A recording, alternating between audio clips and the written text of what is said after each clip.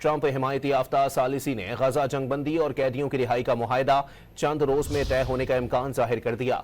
Israeli media के मुताबिक सालिसी बुशरा बाहबा ने बताया है कि इसराइल और ईरान जंगबंदी के बाद गजा दोबारा इलाकाई एजेंडे में सरे फहरिस्त हो गया। सालिसी का कहना था कि इसराइल ईरान जंग का गजा जंग से कोई ताल्लुक नहीं था।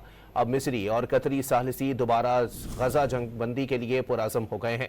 इसराइली मीडिया से बात करते हुए एक आला अरब सिफारतकार ने बताया कि गजा जंगबंदी के हवाले से पुरुमीद नहीं, कहा कि इसराइल ने जंग को मुस्तकिल तौर पर ख़त्म करने के लिए पेश की अहद करने से इनकार के अपने मौक़िफ़ से पीछे हटने से इनकार कर दिया है।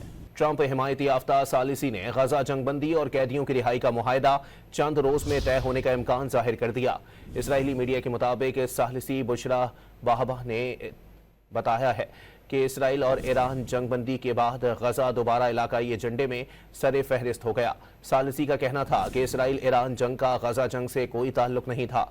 अब मिस्री और कतरी सालिसी दोबारा गजा जंगबंदी के लिए पुरअज़म हो गए हैं।